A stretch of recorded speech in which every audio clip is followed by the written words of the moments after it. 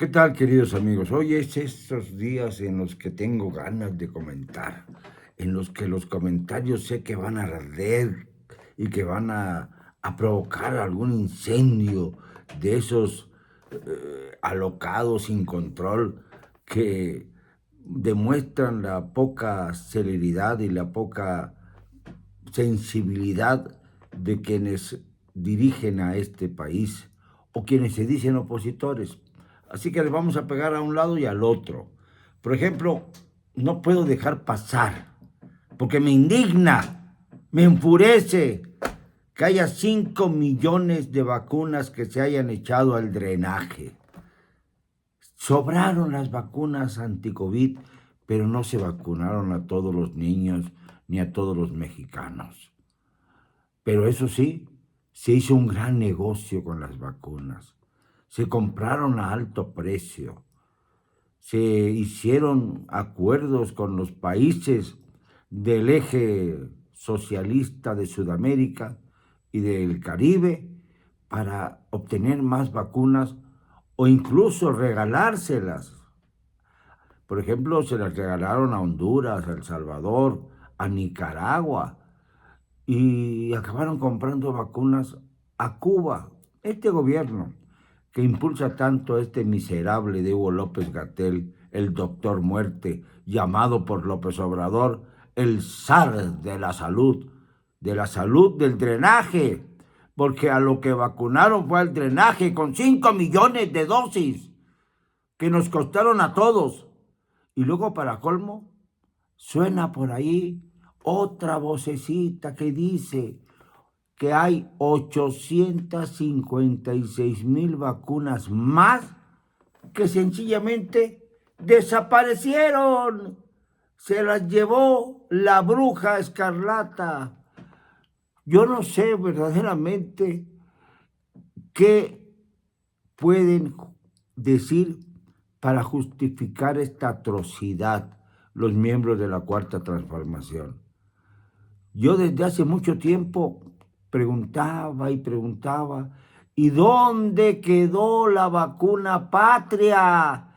Aquella en la que México invirtió comprando su patente y que se fabricaba en los Estados Unidos y que iba a ser emblema de la manera en que México afrontaba la pandemia de COVID, pero que nunca apareció.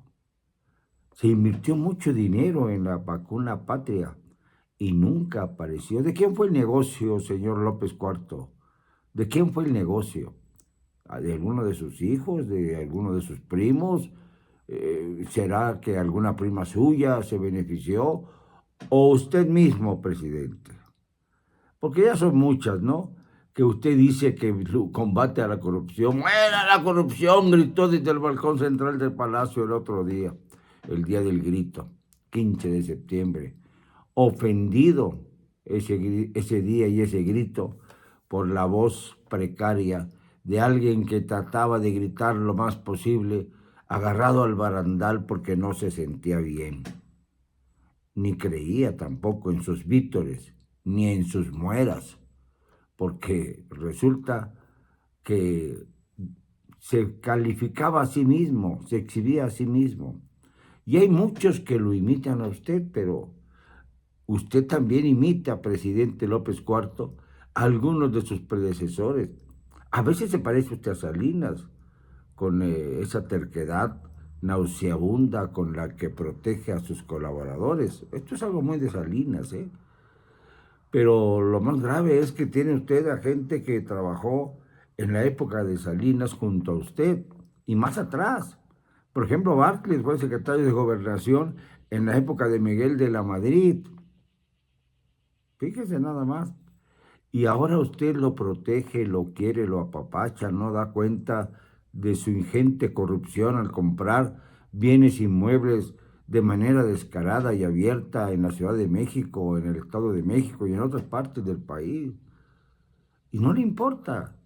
Y seguimos atesorando actos de corrupción como esta infamia de haber tirado al drenaje 5 millones de vacunas y de haber desaparecido 856,000 dosis más, que obviamente fueron negociadas debajo del agua.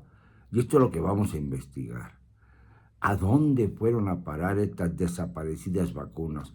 Las 5 millones de vacunas que se fueron al drenaje, pues esto no sé si vaya a afectar la vida de los seres humanos, o bien sencillamente se van a ir a las aguas negras de este país, que desgraciadamente a veces son tratadas y a veces no. A veces llegan a los lugares más humildes, primero los pobres, claro, y allí las aguas negras a veces se utilizan no solo para regar plantíos, imagínense plantíos con vacunas anti-COVID, no sé qué vaya a pasar, sino también a veces se utilizan hirviendo el agua para consumo humano de los más necesitados. Y esto lo saben perfectamente bien en el gobierno de este país. Lo sabe un hombre como López Cuarto, que presume, y además lo ha hecho, de haber recorrido todo el país, todo México, hasta el último rincón. Bueno, le faltaron algunos, pero vamos a suponer que haya ido hasta el último rincón, y ahí tuvo que haberse enterado del destino de tantos mexicanos hambrientos, desesperados, sedientos, a los que no ha atendido en este gobierno que mal se llama de los pobres.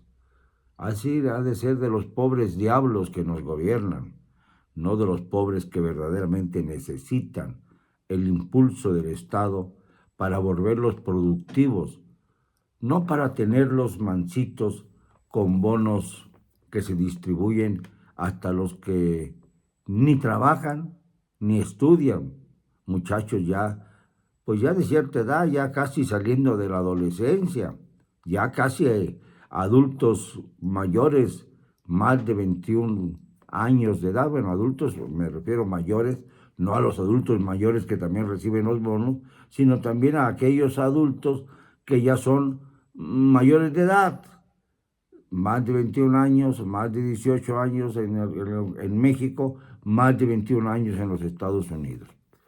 Y esto pues cabe recordarlo porque se ha tratado muy mal a los pobres en este gobierno. ¡Muy mal! No se les vacunó a todos. A los más alejados de las comunidades urbanas se les trató muy mal. Pero eso sí, cada vez que es necesario comprar su voluntad, ya sea para arengar a favor de la continuidad de este presidente mandante, autoritario y soez, o bien sea para comprar su voluntad política con rumbo a las elecciones, como se está haciendo ahora mismo en el Estado de México y se pretende hacer igual en Coahuila, siquiera para dividir. Morena puede ganar el Estado de México y si no gana el Estado de México se va a ir encima de Coahuila.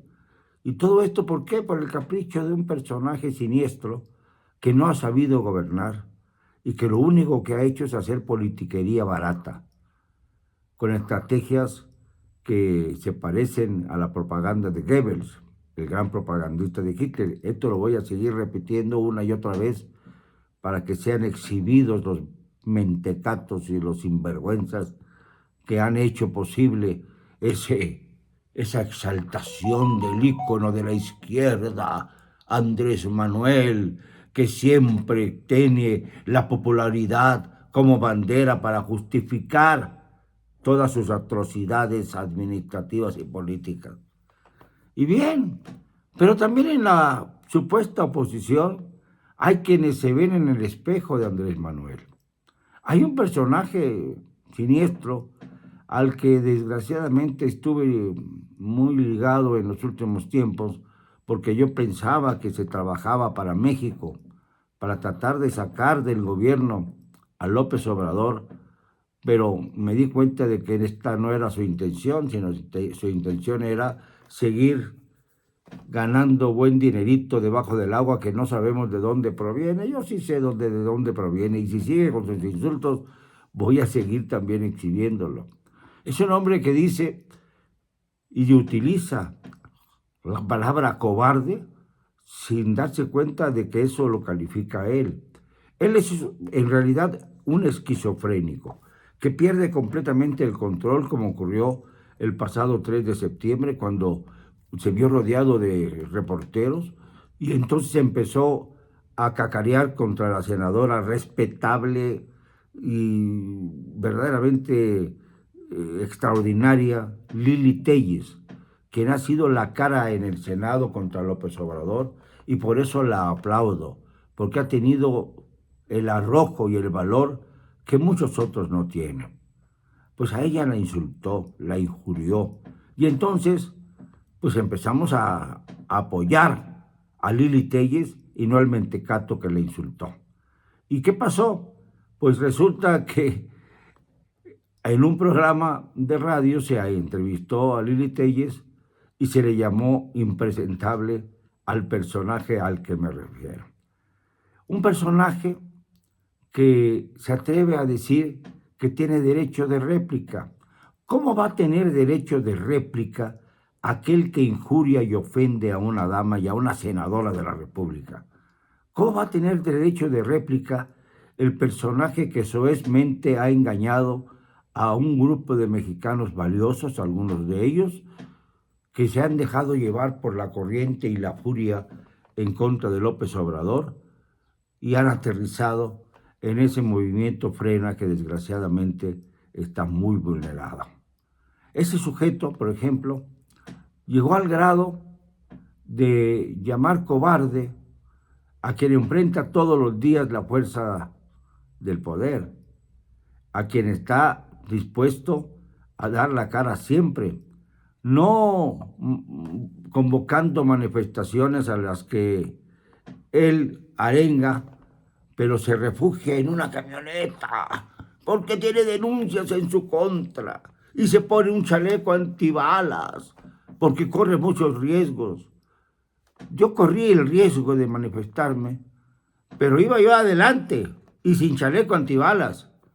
No me iba yo refugiando en la camionetita del señor líder, dirigente, fundador. No, iba yo adelante y caminando, aunque la última vez, en el último tramo, me costó mucho trabajo llegar al final de la caminata. Pero lo llegué. Llegué y me impuse y hablé.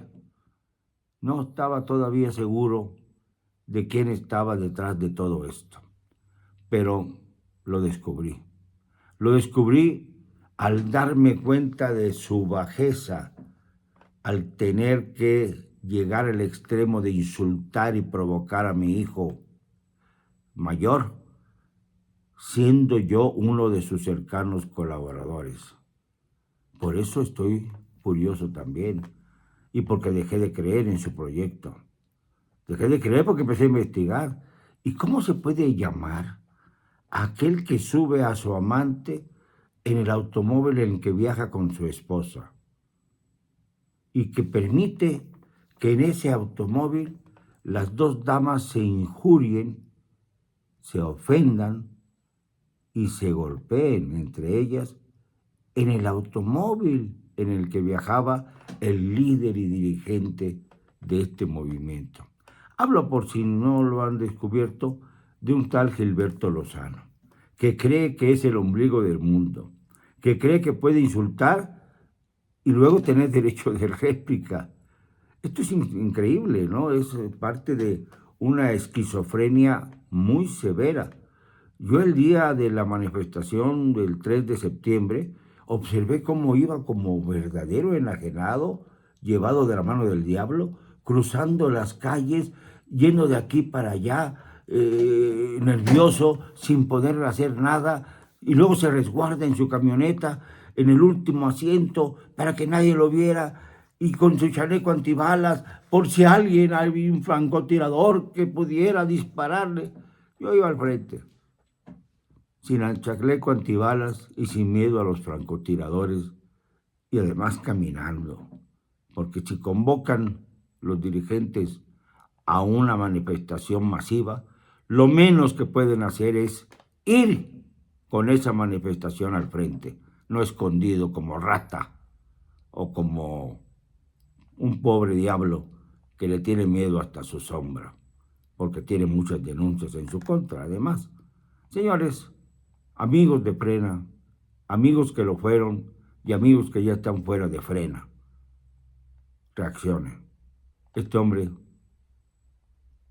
está fuera de sus cabales, como López Obrador.